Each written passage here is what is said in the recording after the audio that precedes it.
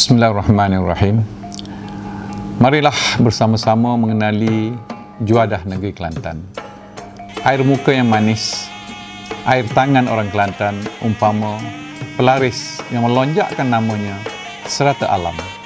Pengunjung tempatan dan pelancong luar negara suka berkunjung kemari berulang kali kerana terpikat dengan sikap ramah mesra, mek dan awet Kelantan, serta terpesona menjamu selera dengan beraneka juadah yang lazat, berkhasiat dan unik serta menarik.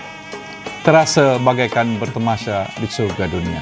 Kerajaan Negeri Kelantan berbesar hati mempersilakan semua peminat juadah tradisi negeri Cik Siti Wang Kembang menikmati sajian istimewa kami dengan kupasan tersendiri yang dipercayai belum pernah dibongkar lagi kerana eksplorasi kita menyentuh aspek asal-usul, nama, resipi bermula, falsafah dan pengajaran di sebalik pembuatannya.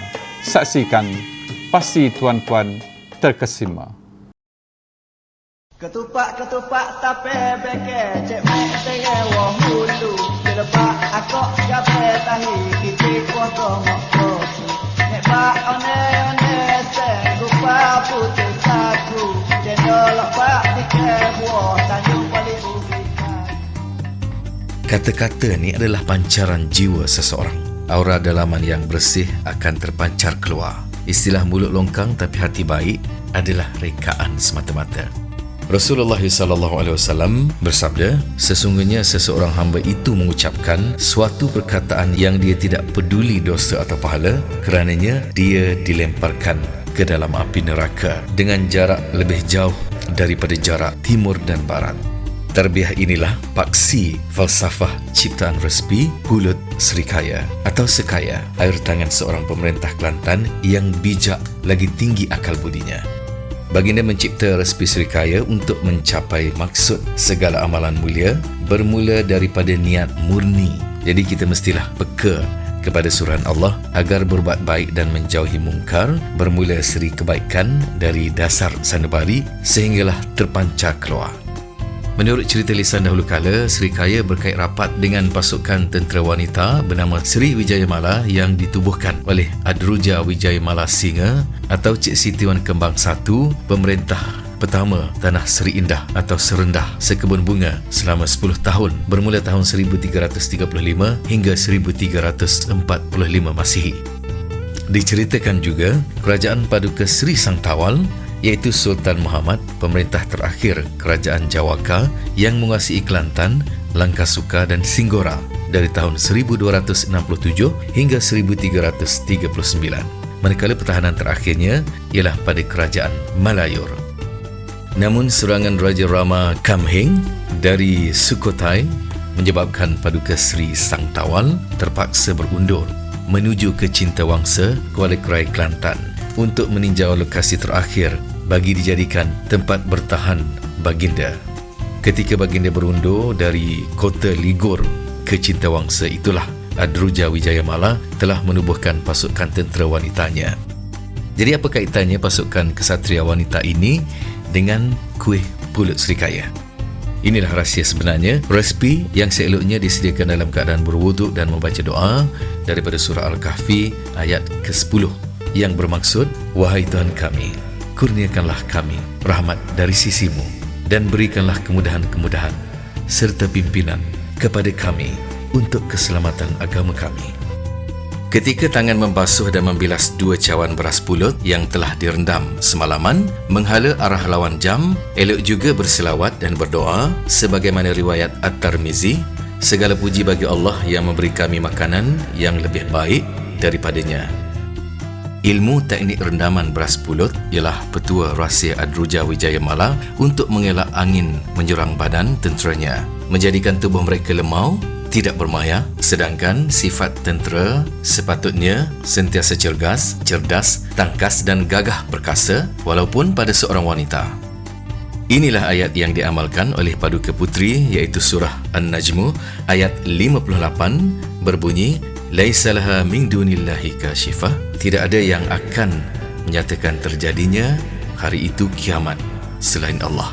Disusuli doa, Ya Allah, lembutkan hati kami untuk faham agamamu, sebagaimana engkau lembutkan beras ini menjadi pulut.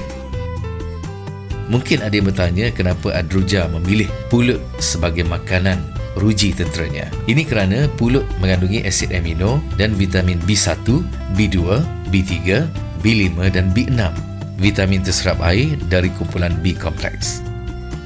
Dalam masa yang sama, Adroja menasihati pasukan Serikandanya tentang hadis Nabi Muhammad SAW, sesungguhnya Allah tidak melihat kepada rupa paras, keturunan atau harta benda kamu, akan tetapi Allah melihat kepada keimanan dan amalan-amalan kamu.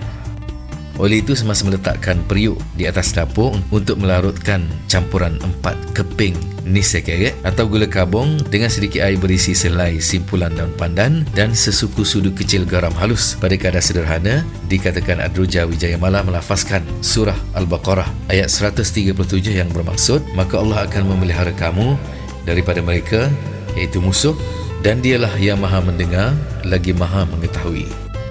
Falsafah kuih serikaya ataupun sekaya, yakni aura kecantikan dalaman terpancar keluar hasil daripada kulit putih bergabung dengan sifat bersih dan selamat beras pulut yang sudah terhindar daripada kandungan racun tersembunyi. Sambil memasukkan pulut tadi ke dalam loyang, dicurahkan 1 cawan santan pekat dan secubit garam, lalu dikukus selama 20 minit.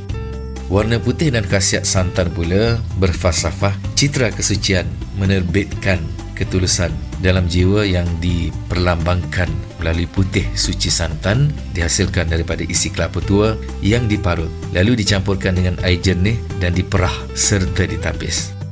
Rupa paras, keturunan dan harta benda akan beransur-ansur terpadam kerana kematian. Namun tutur kata yang manis dan segala kebaikan tetap diingati zaman berzaman. Begitulah kesucian hati Puteri Wijayamala yang sentiasa bermurah hati melakukan kebaikan, melayani 41 anggota pasukan khas Seri Wijayamala yang mahir dalam ilmu ketenteraan, pandai bermain senjata dan menunggang kuda. Mereka terdiri daripada golongan hamba, yatim piatu dan janda muda kematian suami di medan perang. Orang-orang tua bercerita, tentera Wijayamala itu semuanya cantik jelita, cergas bertenaga dan baik pekertinya. Sebabnya mereka sering dijamu makan pulut serikaya walaupun ketika berperang. Nah, terbukti sudah, santan banyak khasiat dan manfaat kepada kesihatan kerana kajian moden menunjukkan manfaat santan kelapa kepada sistem imunisasi dan penurunan berat badan.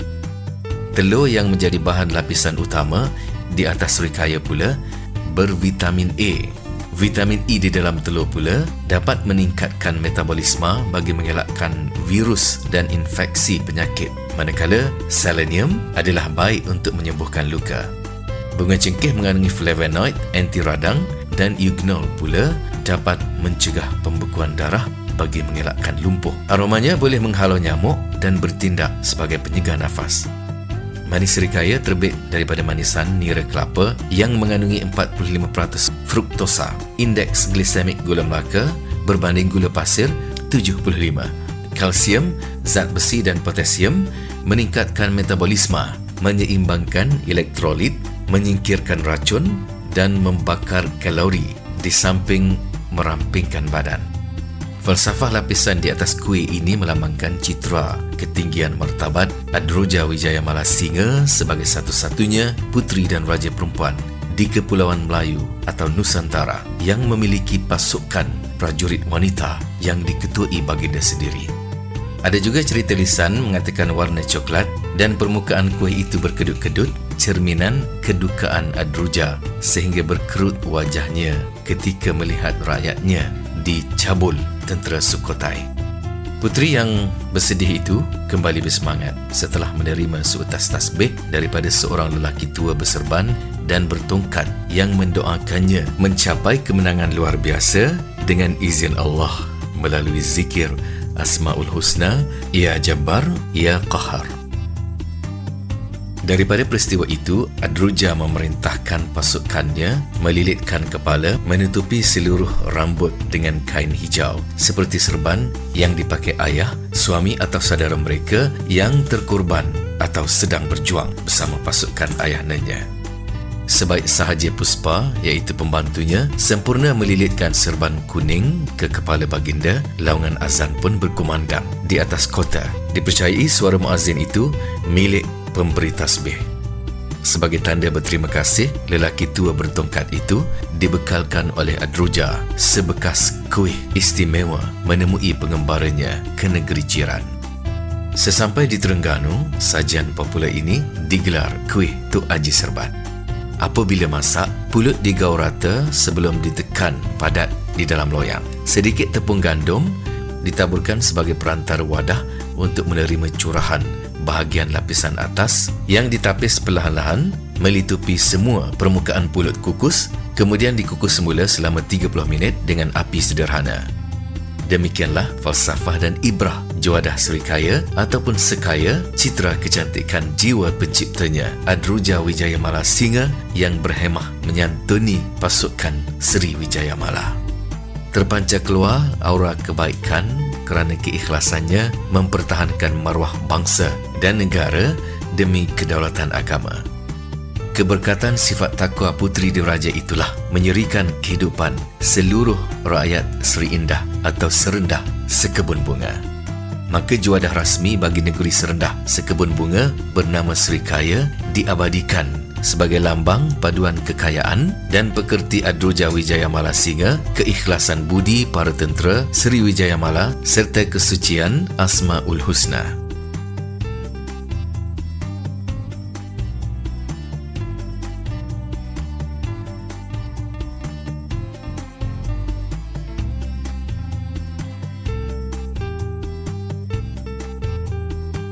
Pembuatan kuih Srikaya ni nak kata mudah tu tak semudah yang kita sangka, tapi tak sepayah mana.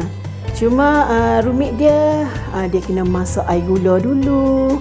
Lepas tu kita kena kukus pulut bahagian bawah dia pulut dulu. Lepas tu bila dah masak pulut baru kita kena buat bahagian atas dia tu. Bahan-bahan untuk buat Srikaya tu santan, beras pulut, gula Melaka, gula, daun pandan. Bahan utama dia telur, santan, gula Melaka dan beras pulut. Kalau macam nak tambah warna, boleh tambah serbuk kopi biasa. Dulu dia letak serbuk kopi sikit ataupun kicap pekat. Cengkeh tu optional lah. Setengah orang dia tak suka rasa cengkeh. Jadi kalau biasa cengkeh ni kadang dia memainkan peranan dari segi aroma. Ada setengah bila ada bunga cengkeh aroma tu menarik, orang nak makan. Ada setengah orang bila tak suka bunga cengkeh, tak boleh makan. Biasanya pulut Srikaya ni teramat glamour dia musim bulan puasa untuk juadah berbuka puasa. Kalau masa kata buat majlis kenduri kahwin ke, dia adalah side dish, pencuci mulut. Tips antara tips dia, satu, beras pulut tu untuk ketahanan beras pulut mesti dicuci bersih lah, betul-betul siapa kata air keruh tu tak ada dah. Lepas tu kukus biar betul-betul masak. Santan yang kita guna tu seboleh-bolehnya santan segar lah. Kalau kata santan tu daripada kelapa perah sendiri itu lagi lebih baik. Tapi sekarang ni orang kata memang beli pasar.